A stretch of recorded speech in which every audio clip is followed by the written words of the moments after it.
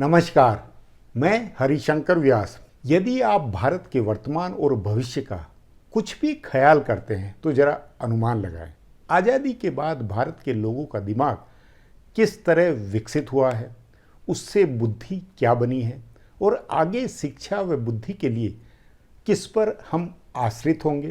तभी गौर करें मेरे इस हेडिंग पर, जुगाड़ के बाद आगे मशीनी दिमाग, तब भला भारत का क्या भविष्य। यूं मसला वैश्विक है, मगर मेरी चिंता भारत है। वह भारत जो अब दुनिया की सर्वाधिक 140 करोड़ आबादी लिए हुए है, जहां दिमाग और बुद्धि का न्यूनतम उपयोग है, जो बिन मौलिक उर्वरता का बंजर है, जो जुगाड़ नकल कुंजियों की शिक्षा पर आश्रित है, जिसके ज्ञान के विश्वविद्यालय सोशल मीडिया है, जहां नैरेटिव प्रायोजित है, जहां विचार और बहस से एलर्जी है, जहां पर 65% यूथ सर्व शिक्षा की अंगूठा छाप 10वीं 12वीं की डिग्री लेकर या तो डिलीवरी बॉय की नियति लिए हुए है या उच्च शिक्षा की कुंजियों कोचिंग की रट्टा मार मेमोरी से डॉक्टर, इंजीनियरिंग, आईएएस अफसर, कर्मचारी, वकील, प्रोफेसर और लेक्चरर बनता है।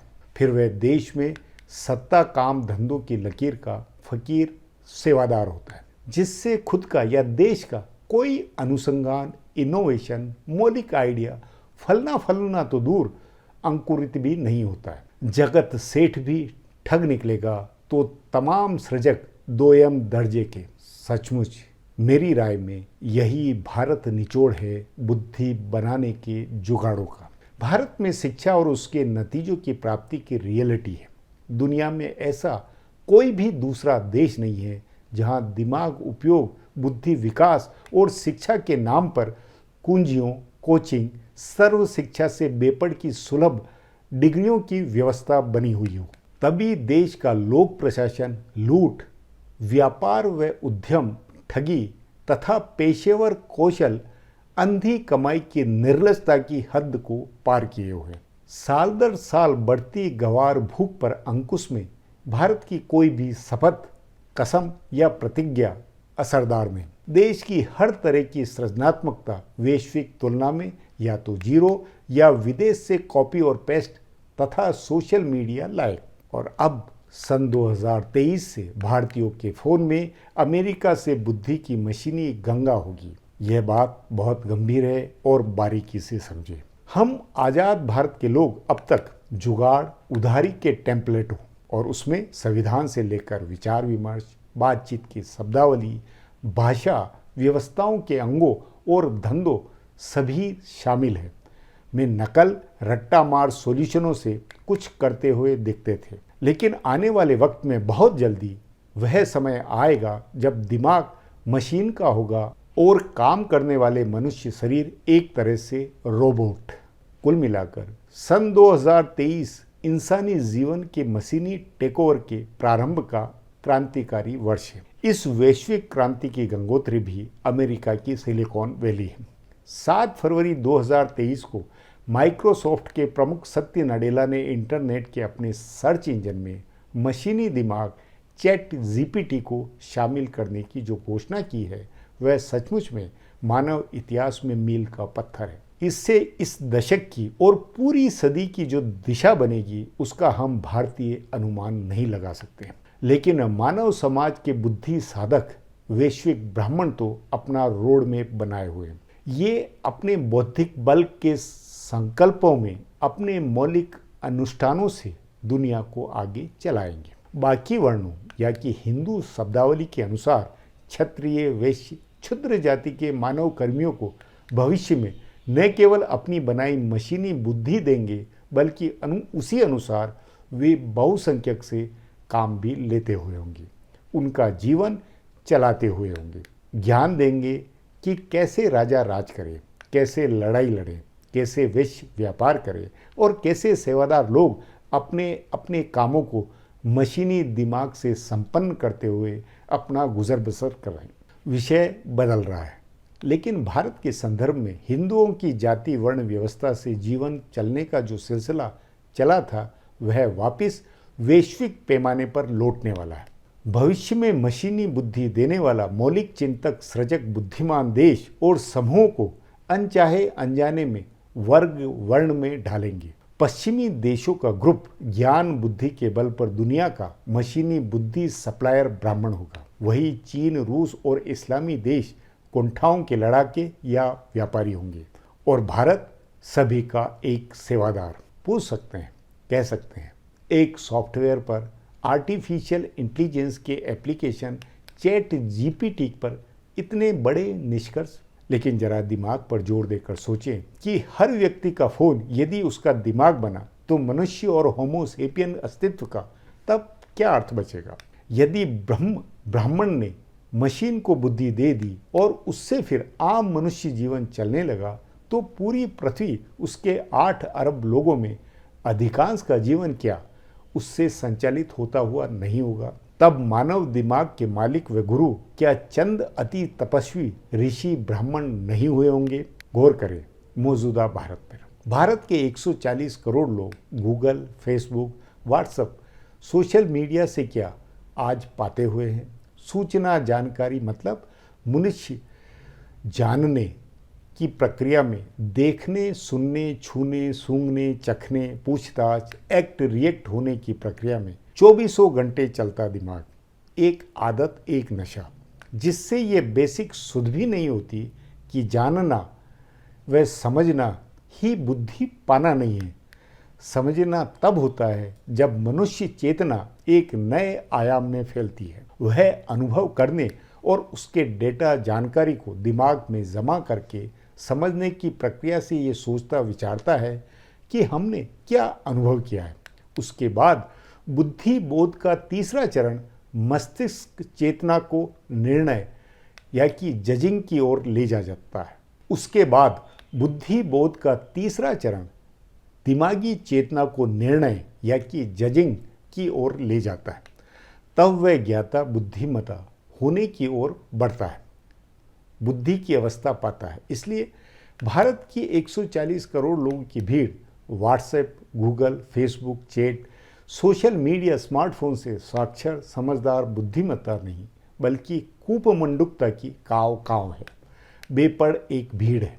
पहले कौम नस्ल रट्टा मार जुगाड़ में कुंजी कोचिंग के शॉर्टकट लिए हुई थी। फिर सोशल मीडिया से ज्ञान की लंगूरी और किताबों, पत्र पत्रिकाओं, पुस्तकालयों, शोध, विचार, बहस से नाता तोड़े बैठी हुई है। तभी आज़ाद भारत में शिक्षा और ज्ञान गंगा न केवल सुखी है बल्कि जो थोड़ा बहुत प्रवाह है भी वह कूड़े करकट की गंदगी का वह गंवारपना है जिसमें बुद्धि केंद्रित काबिलियत, परीक्षा, प्रतिस्पर्धा के ओलंपिक की गुंजाइश ही नहीं है बल्कि उल्टे महत्व पिछड़े और दलित होने का है, आरक्षण से मौकों का है। इसीलिए 75 वर्षों में हमारे यहाँ क्या हुआ?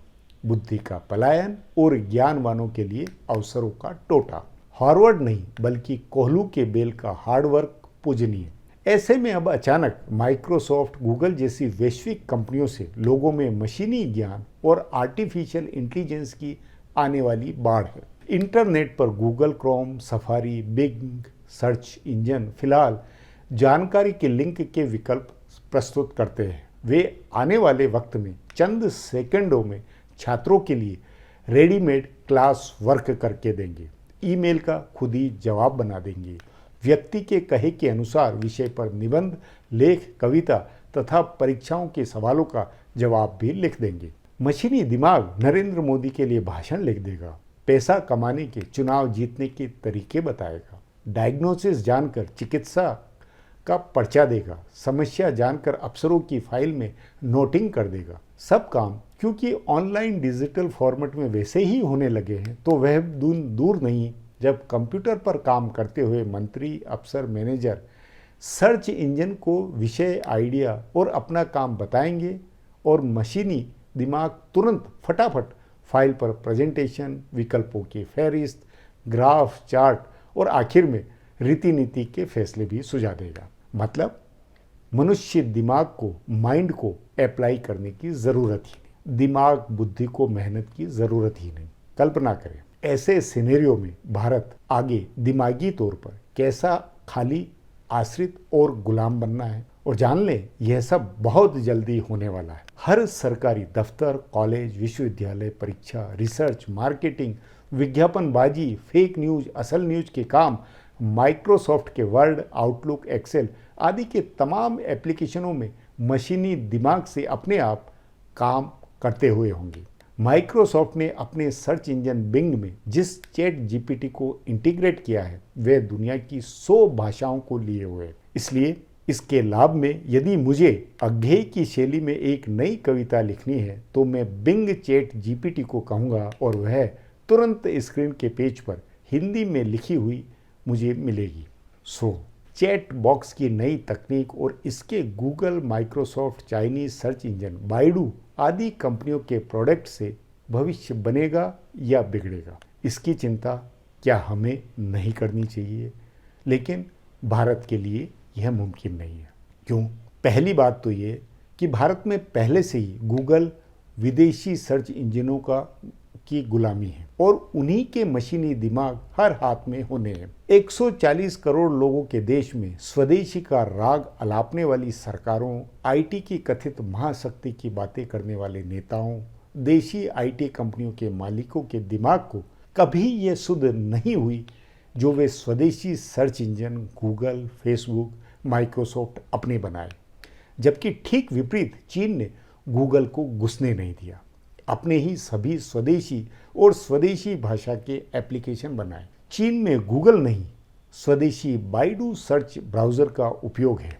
वह भी मशीनी दिमाग व चैट बॉक्स बना रहा है जो चाइनीज सभ्यता, संस्कृति और राष्ट्र की बुद्धि प्राथमिकता के अनुसार बना हुआ होगा। भारत सरकार जानती है कि अमेरिकी आईटी कंपनियां भारत से मनचाही कमाई करके अमेरिका ले जा रही है। अमेरिकी कंपनियों के कामकाज में सत्य नडेला और सुंदर पिचाई सहित लाखों प्रवासी भारतीय काम करते हुए, लेकिन ऐसा होना अमेरिकी परिवेश में बुद्धि और आइडिया की स्वतंत्र दुस्साहसी उड़ानों के गौरव की लीडरशिप के चलते हुए। बावजूद इसके मशीनी दिमाग के प्रोजेक्टों में भारतीय सीईओ तथा डेवलपरों के नाम जानकर यह निष्कर्ष हम बना सकते हैं कि भारत से जो ब्रेन ड्रेन हुआ है और दक्षिण के जो ब्राह्मण अमेरिका गए तो उनका जाना ठीक ही रहा। वे वहाँ न केवल बुद्धि संस्कारों से कामयाब है बल्कि अब दुनिया को वे चैटबॉक्स बनाकर दे रहे हैं जिससे उन्हें मशीनी दिमाग मिलेगा। सत्य नडेला और सुंदर पिचाई को ब्राह्मण के रूप में न जाने, लेकिन मस्तिष्कधारी मानव के ज्ञान को अंतरिक्ष की ओर उड़वाने वाले ज्ञानी तपस्वी तो निश्चित ही हमें कहना चाहिए। मेरी ये बात नोट रखें कि अगले 10 वर्षों में ही मशीनी दिमाग दुनिया के जन जन के जीवन को चलाते हुए होगा और वह सब अमेरिका से होगा। बहरहाल अपन तो कहेंगे का यह एपिसोड अब यहीं समाप्त। बहुत बहुत धन्यवाद।